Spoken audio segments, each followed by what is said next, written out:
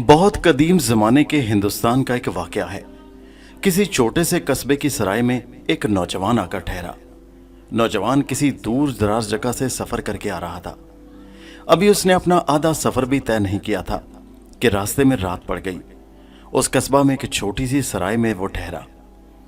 उसी सराय में उसकी मुलाकात एक बूढ़े आदमी से हुई। इत्तफाक से बूढ़ा आदमी भी उसी गांव जा रहा था जो मंजिल नौजवान की थी, जिस गांव में नौजवान ने जाना था। बहुत पुराने जमाने में लोग पैदल और बैलगाड़ियों पर बहुत लंबे लंबे सफर किया करते थे। इत्तफाक से खाने के दौरान नौजवान और बूढ़ा इकट्ठे हो गए। खाना खाते हुए बातों ही बातों में बूढ़े आदमी को मालूम पड़ा कि नौजवान भी उसी गांव में जा रहा है जहां उसने जाना है। वो उस गांव में नौजवान अपने किसी अजीज रिश्तेदार से मिलने के लिए जा रहा था। बूढ़े ने कहा, बरखुरदार, तुम भी चांद नगर जा रहे हो और मैं तो चांद नगर का रहने वाला हूं। तुम वहां किसके घर जा रहे हो? नौजवान ने बताया कि वो बूढ़े के गांव चांद नगर में अब्दुल करीम नामी आदमी के घर जा रहा है जो उसका रिश्तेदार है। बूढ़ा बहुत खुश हुआ और कहने लगा, नौजवान, अभी सफर काफी लंबा है और हम दोनों को सफर भी पैदल ही तय करना है। क्यों ना हम दोनों ये सफर इकट्ठे तय करें। नौजवान भी ये बात सुनकर खुश हो गया और कहने लगा, बुजुर्गवार, सफर जब एक ही जगह का करना है, मंजिल एक है, तो हमें इकट्ठे हम सफर बन जाना चाहिए। वो रात उन्होंने खुशगपियों में गुजारी और फिर सो गए। अगले रोज उन्होंने सराय में नाश्ता किया और फिर अपने सफर का आगाज करने से पहले बाजार से कुछ खाने पीने का सामान खरीदा और अपने सफर पर रवाना हो गए। सफर पर चलने से पहले नौजवान बोला, बुजुर्गवार, मेरी एक बात सुनिए। बूढ़ा चौंक पड़ा। क्या बात है बरखुरदार? बुजुर्गवार, अगर आप मेरे हमसफर बनना चाहते हैं तो मेरी एक शर्त है। बूढ़ा हैरानी से उसकी तरफ देखकर बोला, कैसी शर्त? नौजवान मुस्कुराया और कहने लगा, सफर के दौरान मैं जो कुछ भी करूं, जो अमल भी करूं, आप उसके बारे में मुझसे कोई सवाल नहीं करेंगे और ना ही कोई उस बात पर हैरानी और तजस्सुस करेंगे। बूढ़ा उसके इस बात पर बहुत हैरान हुआ, मगर चंद लम्हे खामोश रहकर बोला, ठीक है मियाँ, मगर कुछ नहीं बुजुर्गवार। अगर आपको मेरी ये शर्त मंजूर हो तो मैं आपका हमसफर इसी शर्त पर बनूंगा। बूढ़ा मान गया। वो पैदल जंगल में मंजिलें मारते जा रहे थे कि उन्हें सफर करते करते दोपहर हो गई। दोनों को सफर की वजह से बेहद थकन हो गई थी। दोनों ने फैसला किया कि सफर की थकावट दूर करने के लिए किसी सायादार घने दरख्त के नीचे बैठ जाएं। उन्होंने एक घना पेड़ देखकर उसके नीचे दोनों बैठ गए। दोनों को भूख भी जोरों की लग रही थी। दोनों ने अपना अपना खाना निकाल लिया। बुजुर्ग कहने लगा, चलो भाई मियाँ, बिस्मिल्लाह पढ़कर खाना शुरू करें। नौजवान बोला, बुजुर्गवार, जरा सब्र कीजिए। अरे क्या हुआ? नौजवान बोला, ठहरिए तो। ये कहते ही अपने सामान में से उस नौजवान ने एक छतरी निकाली और छतरी खोल दी। अपने बाएं हाथ में छतरी पकड़ी और दाएं हाथ से उसने खाना शुरू कर दिया। बूढ़ा हैरान परेशान उस नौजवान को देख रहा था कि ये कैसा बेवकूफ इंसान है। हम एक सायादार और घने दरख्त के नीचे बैठे हैं, फिर भी इस पागल इंसान ने छतरी खोल ली है। बूढ़ा उससे पूछना ही चाहता था कि मियाँ, हम तो एक सायादार घने पेड़ के नीचे हैं और तुमने छतरी क्यों खोल ली? कि अचानक उसे उसकी शर्त याद आई, मगर सर झटक कर उसने चारों नाचार अपना मुंह खोल ही दिया। अरे मियाँ, हम तो एक सायादार दरख्त के नीचे बैठे हैं, फिर छतरी खोलने का क्या मतलब है? नौजवान ने बूढ़े की तरफ देखकर कहा, बुजुर्गवार, आपने मुझसे वादा किया था कि आप शर्त के मुताबिक दौराने सफर मुझसे कोई सवाल नहीं करेंगे, लिहाजा मेरे और आपके रास्ते अब जुदा हैं। बूढ़े ने नौजवान को नाराज होते देखा तो फौरन बोला, अरे मियाँ, मुझसे गलती हो गई, माफी चाहता हूँ। तुम बेशक इस बात का जवाब मत दो, मगर मैं वादा करता हूँ कि अब तुमसे कोई सवाल नहीं करूंगा। नौजवान उसे घूर कर देख कर रह गया और फिर खामोशी से खाना खाने लगा। बूढ़े ने भी खाना शुरू कर दिया। नौजवान ने बदस्तूर अपने बाएं हाथ में छतरी थाम रखी थी और दाएं हाथ से खाना खा रहा था। बूढ़ा भी खाना खाता रहा। वो दोनों छतरी के नीचे बैठे खाना खाते रहे। जब खाना खत्म हो चुका तो दोनों ने खुदा का शुक्र अदा किया और फिर नौजवान ने छतरी बंद कर दी और अपने सामान में रख ली। उसी दरख्त के तले बैठे हुए उन्होंने कुछ देर आराम किया और फिर दोबारा से अपने सफर को शुरू किया। पैदल चलते सफर करते करते उन्हें शाम पड़ गई। रात का अंधेरा आहिस्ता आहिस्ता फैलने लगा और फिर रात पड़ गई। रात में रास्ता नजर नहीं आता था। आगे कोई भी सांप, बिच्छू या कोई भी जानवर उन पर हमला कर सकता था। इसीलिए उन्होंने सफर रोककर रात वहीं किसी जगह गुजारने का फैसला कर लिया। बूढ़ा बेचारा चल चलकर थकन से निढाल हो चुका था। एक पेड़ के नीचे तकरीबन अधमुआ होकर बैठ गया और उसके तने के साथ टेक लगा ली। चलो नौजवान, तुम भी यहीं तने के साथ टेक लगाकर बैठ जाओ, यहीं कुछ देर नींद पूरी कर लेते हैं। जब आंख खुल जाएगी तो दोबारा सफर पर चल पड़ेंगे। मगर नौजवान ने कहा, बड़े मियाँ ऐसे नहीं।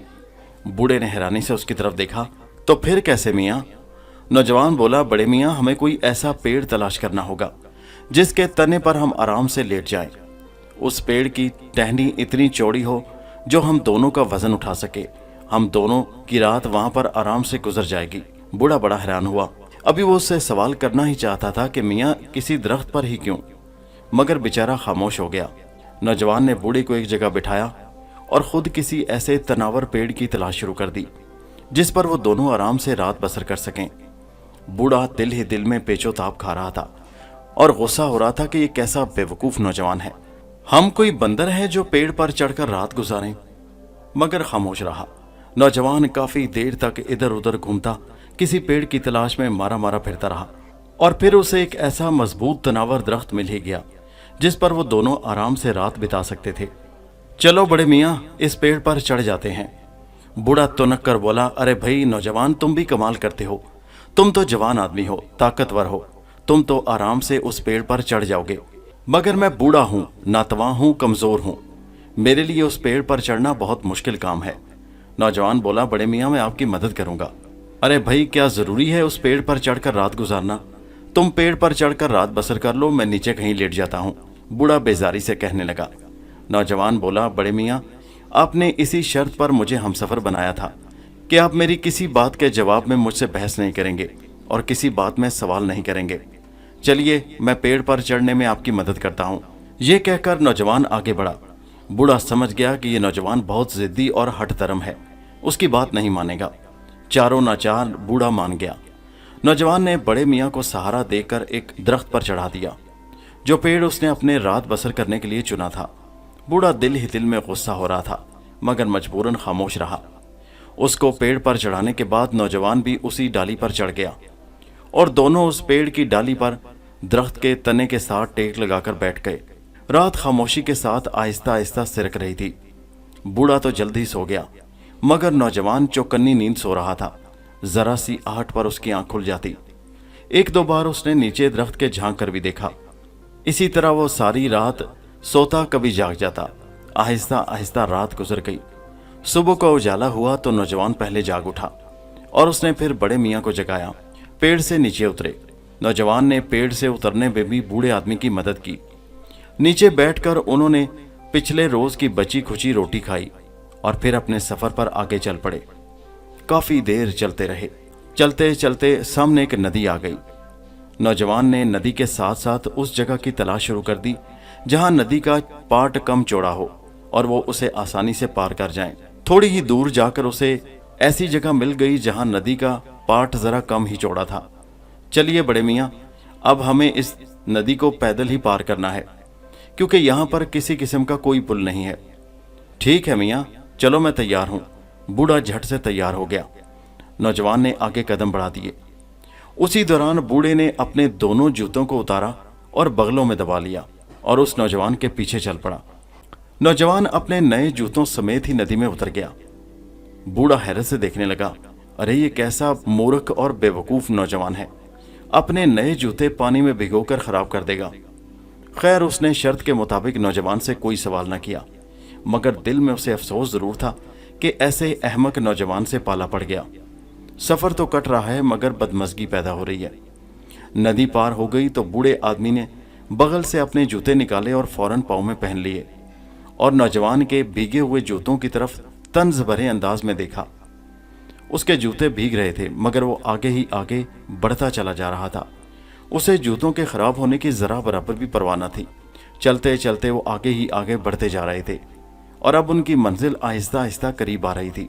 दोपहर का वक्त करीब आ रहा था और अब तो भूख भी उन्हें सताने लगी थी, मगर नौजवान था कि रुकने का नाम नहीं ले रहा था और कहने लगा, बड़े मियाँ ज़रा जल्दी कदम उठाइए, हमारा सफ़र ख़त्म होने वाला है।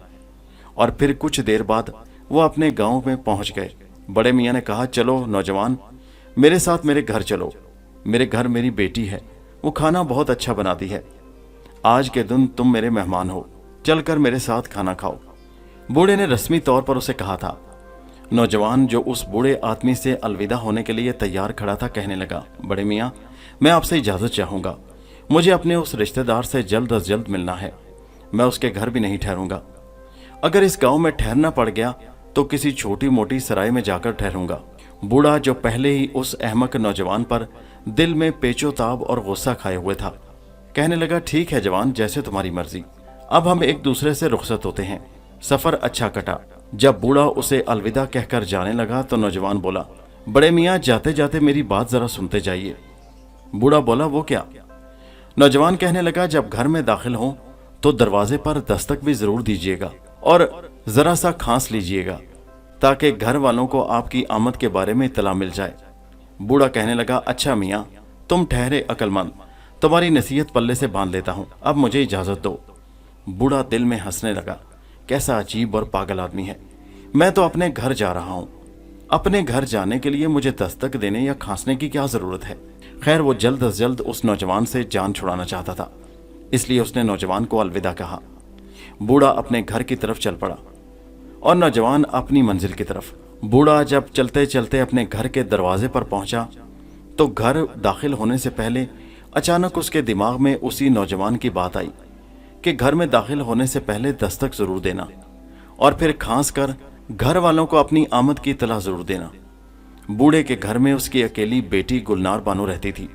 उसे नौजवान की बात याद आई तो वो तमस्खराना अंदाज में हंसा, मगर फिर न जाने क्या सोचकर उसने जोर से दरवाजे पर दस्तक दी और फिर खांसने लगा।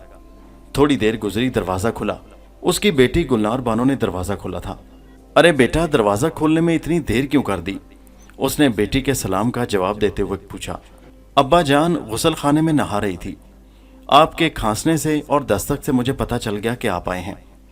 बूढ़ा अंदर दाखिल हुआ और कहने लगा, आज तो दिमाग बेटी पहले ही खराब है। क्यों अब्बा जान, खैरियत तो है? बेटी ने फौरन सहन में चारपाई बिछाते हुए पूछा। अरे बेटा, क्या पूछती हो? एक अजीब पागल किस्म का आदमी मिल गया था रास्ते में, मेरा हमसफर बन बैठा। और फिर बूढ़े ने अपनी बेटी को शुरू से लेकर आखिर तक उस नौजवान के बारे में पूरा किस्सा सुना दिया। बूढ़े की बेटी गुलनार बानो बड़ी दिलचस्पी से अपने बाप की जुबानी उस नौजवान की बातें सुन रही थी।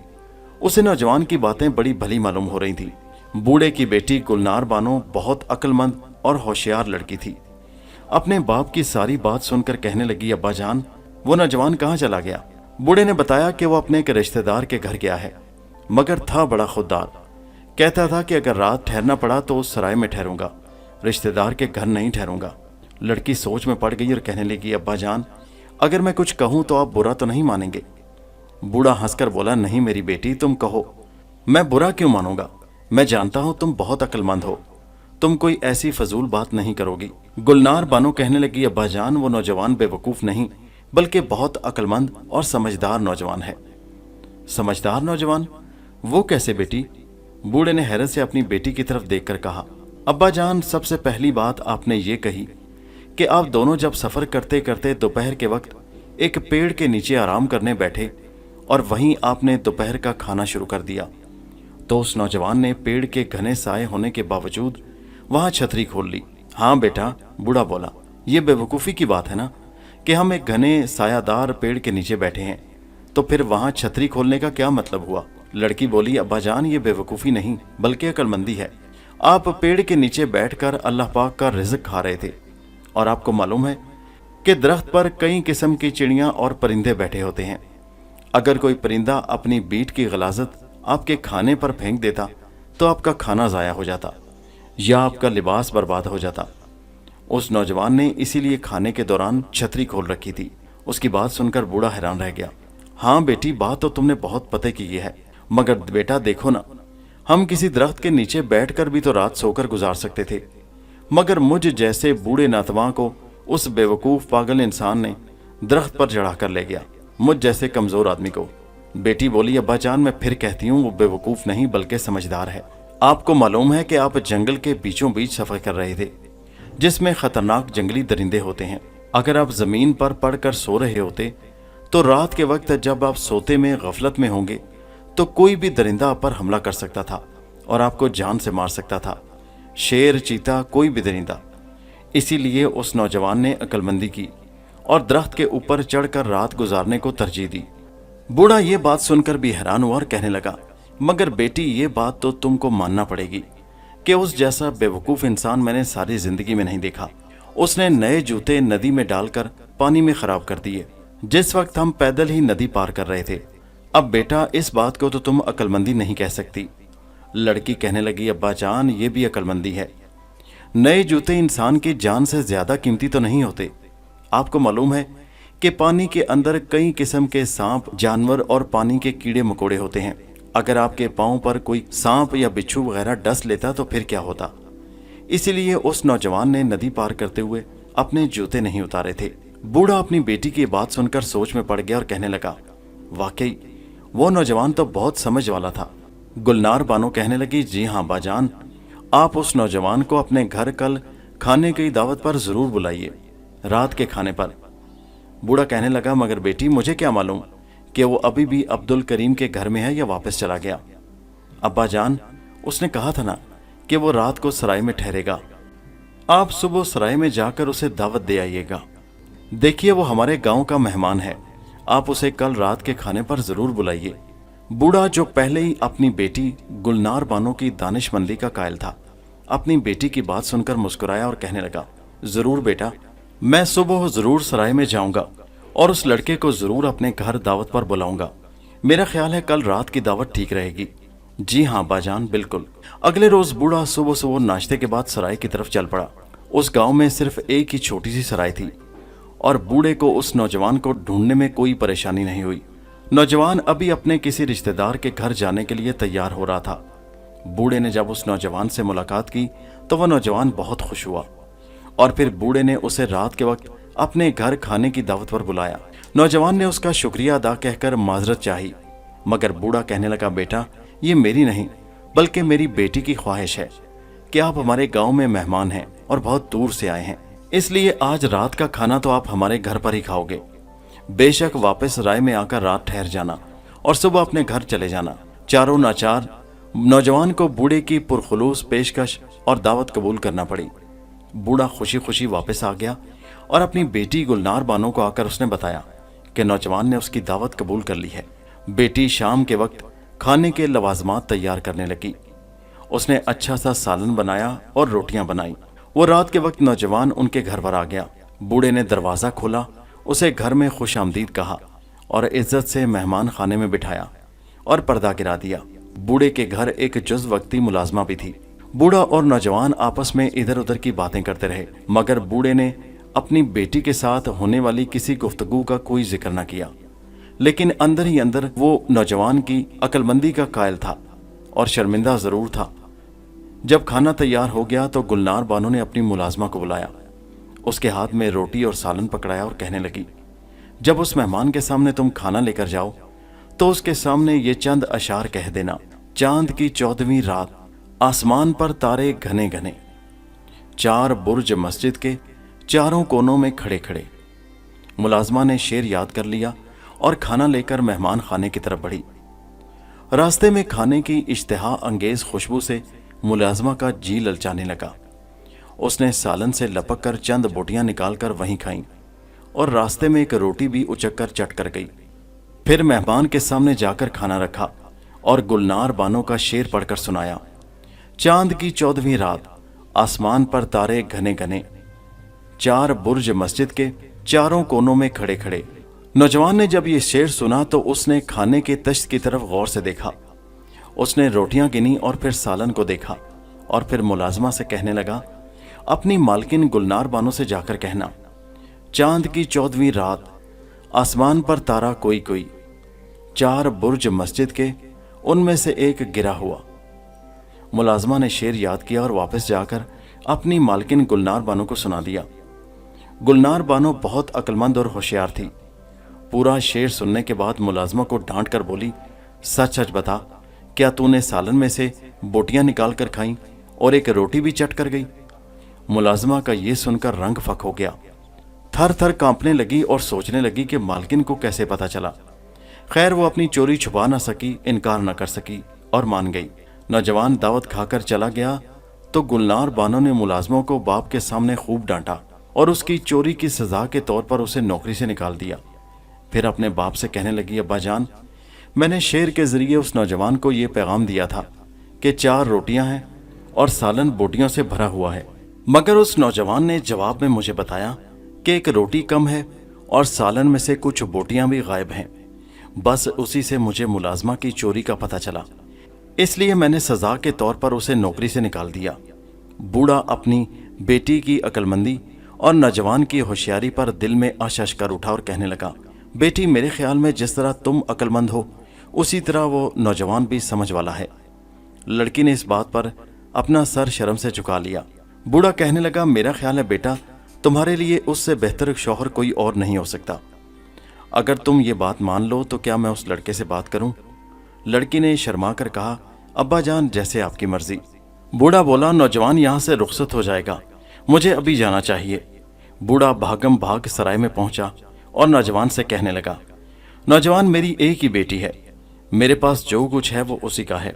तुम्हारी नेकनियती, अक्लमंदी और समझदारी और शराफत का मैं कायल हो गया हूँ। अगर तुम बुरा ना मानो तो मैं अपने दिल की बात तुमसे कहना चाहता हूँ। मैं तुम्हें अपनी फर्जंदी में लेना चाहता हूँ। अगर तुम कबूल करो तो अपने वालिदैन को लेकर मेरे घर आ जाओ। वो नौजवान जो खुद गुलनार बानो के हाथों के जायके, लजीज खानों और उसकी अक्लमंदी का कायल हो चुका था, फौरन मान गया और बुजुर्ग से वादा किया कि वो अपने घर पहुंचकर अपने वालिदैन को रिश्ते के लिए लेकर आएगा। और फिर चंद रोज के बाद वादे के मुताबिक वो नौजवान अपने वालिदैन को गुलनार बानो के घर ले आया। उनकी बात तय हो गई और फिर धूमधाम से गुलनार बानो की शादी उस अक्लमंद नौजवान से हो गई और दोनों अक्लमंद और जहानत से भरपूर मियाँ बीवी हंसी खुशी अपनी जिंदगी गुजारने लगे।